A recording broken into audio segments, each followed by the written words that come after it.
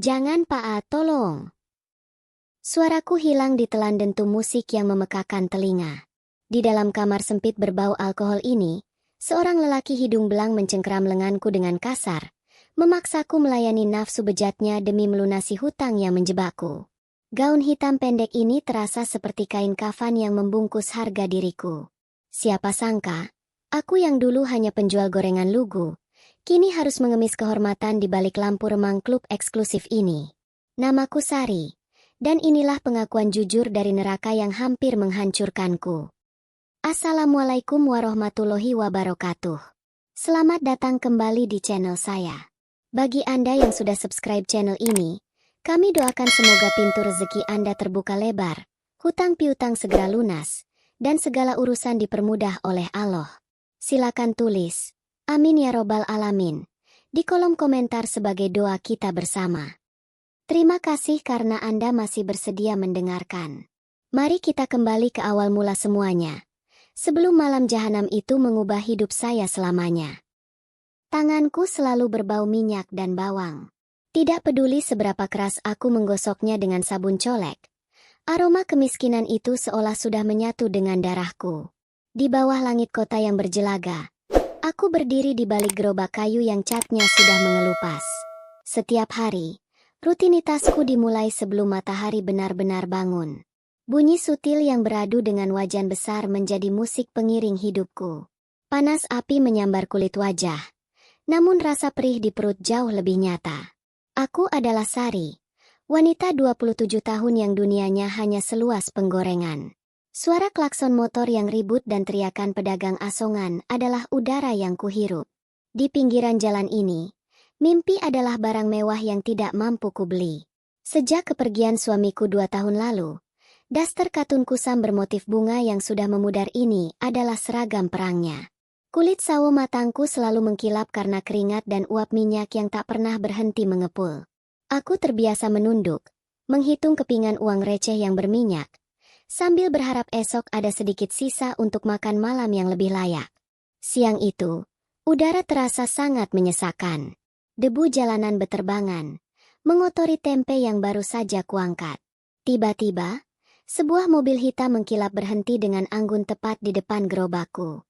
Kaca mobilnya turun perlahan, menyingkap hawa dingin yang sempat menerpa wajahku yang kepanasan. Di dalamnya, duduk seorang pria bernama Pak Hendra. Penampilannya sangat kontras dengan segala sesuatu di tempat ini. Kemeja biru tuanya tampak licin tanpa celah, dan jam tangan emas di pergelangan tangannya berkilau tertimpa cahaya matahari. Dia tidak memesan bakwan. Dia memandangku dengan tatapan yang sulit kuartikan. Sari, katanya, suaranya berat dan tenang. Sampai kapan kamu mau menghabiskan umur di balik asap ini? Aku punya tempat yang lebih layak untuk wanita secantik kamu. Bukan sebagai pelayan, tapi pemandu tamu di sebuah klub eksklusif. Gajinya bisa 10 kali lipat dari apa yang kamu hasilkan di sini dalam sebulan. Aku terdiam. Jantungku berdegup kencang. 10 kali lipat? Itu berarti masa depan. Itu berarti rumah yang tidak bocor saat hujan. Aku melihat jemariku yang kasar. Harapan mulai tumbuh seperti benih yang dipaksa mekar di tanah kering. Aku melihat gerobak tuaku yang ringkih, lalu menatap kartu nama yang dia sodorkan. Aku memutuskan untuk percaya. Aku tidak tahu bahwa di balik senyum ramahnya, aku baru saja menyerahkan kunci kebebasanku. Gedung itu berdiri angkuh dengan lampu neon berwarna ungu yang menyayat kegelapan malam. Saat pertama kali melangkah masuk, udara dingin dari pendingin ruangan langsung menusuk pori-poriku, mengusir sisa hangat matahari yang biasanya menempel di kulit. Tidak ada lagi bau minyak goreng. Di sini, udara dipenuhi aroma parfum mahal yang menyesakan dan asap rokok yang menggantung seperti kabut tipis di langit-langit. Aku merasa seperti orang asing yang tersesat di planet lain. Pak Hendra membawaku ke sebuah ruangan kecil di belakang. Di sana, daster katun kusamku dipaksa lepas, digantikan oleh gaun hitam pendek yang terlalu ketat dan terbuka. Cermin besar di hadapanku menampilkan sosok wanita yang tidak kukenali. Wajahku dipulas riasan tebal, menyembunyikan lelah yang selama ini kupelihara. Namun, mataku tidak bisa berbohong. Ada ketakutan yang mengintip di sana. Sikap Pak Hendra berubah drastis. Keramahannya di pinggir jalan kemarin menguap begitu saja. Dia melemparkan selembar kertas berisi rincian utang padaku. Biaya gaun ini, biaya riasan, hingga biaya kamar kontrakan kecil yang mereka sediakan. Semuanya tercatat sebagai beban yang harus kubayar. Aku terperangkap. Harapan tentang gaji 10 kali lipat itu mulai terasa seperti racun yang manis. Aku bukan tamu di sini. Aku adalah aset yang harus menghasilkan keuntungan. Malam-malam berikutnya adalah siksaan yang panjang. Aku dipaksa duduk di sofa bludru merah yang empuk namun terasa seperti duri. Tugasku bukan sekadar menuang minuman atau berbincang ringan. Tangan-tangan kasar para lelaki hidung belang mulai berani menyentuh kulitku. Sementara tawa mereka terdengar seperti ejekan di telingaku. Setiap kali aku mencoba menghindar, tatapan tajam dari penjaga di sudut ruangan mengingatkanku pada utang yang menumpuk. Aku seringkali bersembunyi di toilet hanya untuk menangis tanpa suara. Menatap pantulan diriku yang kini berbau alkohol dan asap, bukan lagi bawang. Aku ingin pulang ke gerobak gorenganku yang panas. Namun pintu-pintu di tempat ini selalu terkunci rapat oleh aturan yang tidak memihakku. Aku merasa jiwaku perlahan mati, terkubur di bawah dentum musik yang tak pernah berhenti memekakan telinga. Hingga suatu malam, sebuah pintu terbuka dan seorang pria dengan tatapan berbeda melangkah masuk ke dalam duniaku yang gelap ini. Malam itu, hujan turun dengan sangat lebat. Suaranya menghantam atap beton klub seperti ribuan peluru yang jatuh dari langit. Di dalam ruangan pribadi yang temaram ini, aku duduk dengan jemari yang saling bertaut erat hingga buku-bukuku memutih. Jantungku berdegup kencang, takut membayangkan siapa yang akan masuk melewati pintu kayu jati itu. Aku sudah menyiapkan senyum palsu yang paling manis, meski di dalamnya hatiku sedang hancur berkeping-keping. Lalu, Aris melangkah masuk. Dia tidak tampak seperti tamu-tamu lain yang biasanya datang dengan tawa keras dan aroma alkohol yang menyengat. Pria itu mengenakan blazer kasual berwarna abu-abu gelap di atas kaos putih yang bersih. Wajahnya tenang dengan garis rahang yang kuat. Namun tatapannya seolah menyimpan kesedihan yang sama dalamnya denganku. Aku segera berdiri, hendak melakukan tugas rutin yang memuakan, yaitu mendekat dan menawarkan layanan fisik yang selalu diminta oleh mereka. Namun, saat tanganku baru saja hendak menyentuh lengannya, dia mengangkat tangannya pelan. "Tidak perlu," ucapnya lirih. Suaranya tidak mengandung perintah, melainkan sebuah permohonan yang tulus. "Duduklah di sana. Aku hanya ingin seseorang untuk berbicara. Hanya itu, Sari." Aku terpaku di tempatku berdiri. Selama berbulan-bulan di tempat laknat ini, tidak ada satupun pria yang memanggil namaku dengan nada selembut itu atau memperlakukanku sebagai manusia yang memiliki suara. Kami duduk berseberangan di sofa bludru yang kini terasa dingin. Aku mulai bercerita. Awalnya ragu namun kemudian mengalir seperti bendungan yang jebol. Aku ceritakan tentang gerobak gorenganku, tentang bau minyak yang kini kurindukan, dan tentang jebakan utang yang mencekik leherku. Aris mendengarkan tanpa memotong. Matanya menatapku seolah dia benar-benar melihat jiwaku, bukan sekadar tubuh yang bisa disewa. "Ini bukan tempatmu," katanya tiba-tiba dengan nada tegas. Dia berdiri dan mengulurkan tangannya kepadaku. Bukan untuk menyentuhku dengan cara yang kotor, melainkan untuk menarikku keluar dari kegelapan ini. "Ikutlah denganku. Kita bisa lewat pintu belakang dapur." Ketakutan sempat melumpuhkanku, namun saat melihat kilat perlindungan di matanya, aku meraih tangannya dengan erat. Kami berlari melewati lorong-lorong sempit yang pengap, melewati area dapur yang licin dan berbau bumbu sisa makanan yang tajam.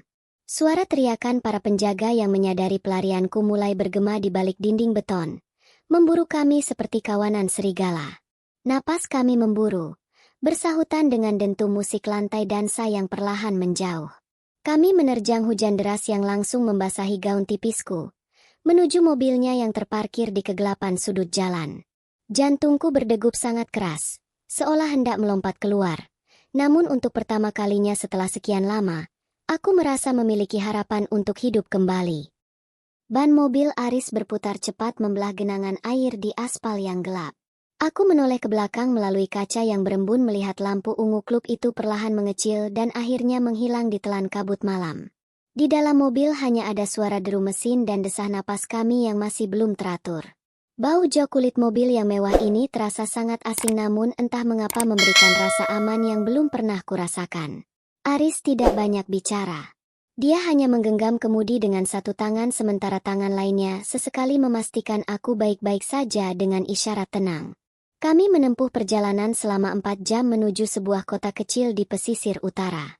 Di sana Aris membawaku ke sebuah rumah sederhana namun asri jauh dari bisingnya knalpot motor dan hiruk-pikuk kota yang pernah menghimpitku.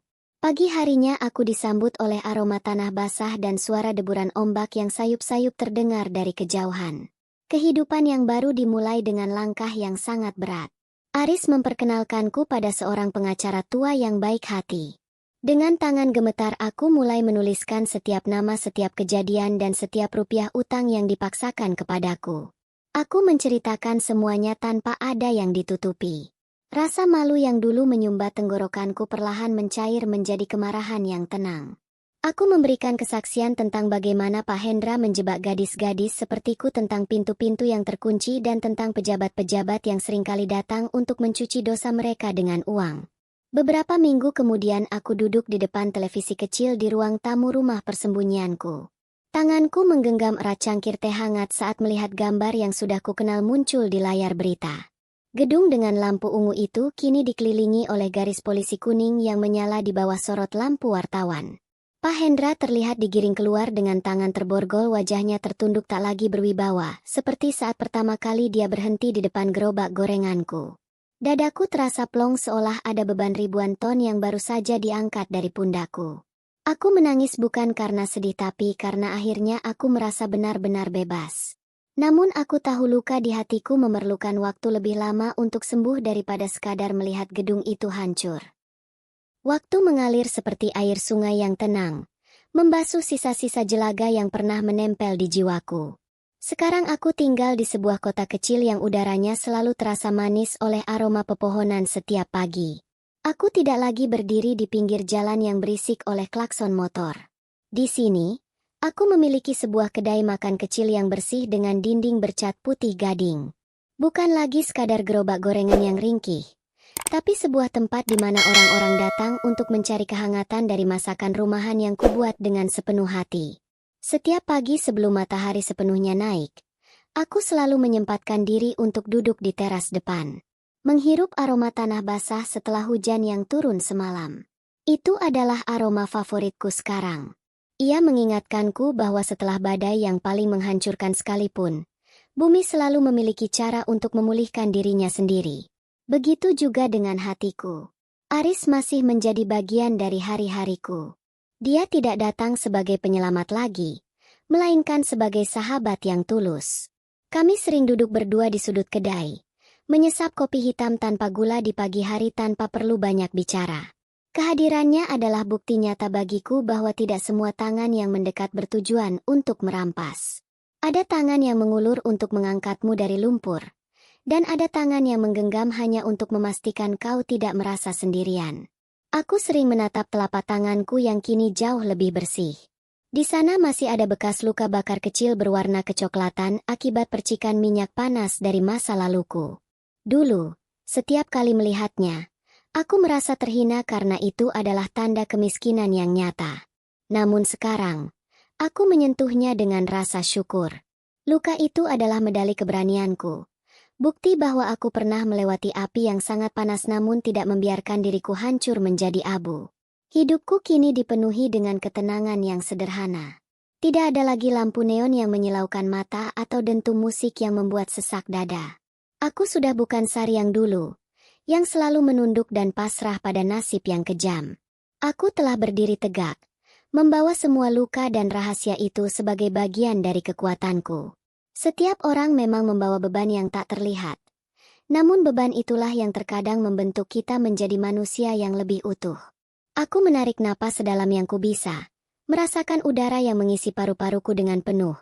Dan akhirnya aku tahu apa artinya benar-benar menemukan jalan pulang. Kini, bau minyak goreng dan alkohol sudah lama hilang dari hidupku. Aku telah menemukan ketenangan di kedai kecil ini. Memulai segalanya dari nol dengan kehormatan yang berhasil kupulihkan bersama Aris di sisiku. Pelajaran paling berharga yang bisa kita ambil adalah bahwa kemiskinan tidak boleh membuat kita menjual harga diri, karena tawaran yang terlihat seperti jalan pintas seringkali hanyalah jurang yang lebih dalam. Jika kita berani melawan dan tetap di jalan yang benar, pertolongan Tuhan pasti akan datang melalui cara dan tangan yang tidak pernah kita duga. Cerita ini hanyalah fiksi, namun saya hadirkan dengan gaya realistis agar kita semua bisa memetik hikmah dari setiap kejadiannya. Terima kasih banyak sudah bertahan dan mendengarkan kisahku sampai detik terakhir. Mari berbagi di kolom komentar. Hikmah apa yang paling membekas di hati Anda dari cerita ini? Jangan lupa berikan like dan subscribe agar kita bisa terus terhubung di cerita-cerita penuh makna selanjutnya. Sampai jumpa.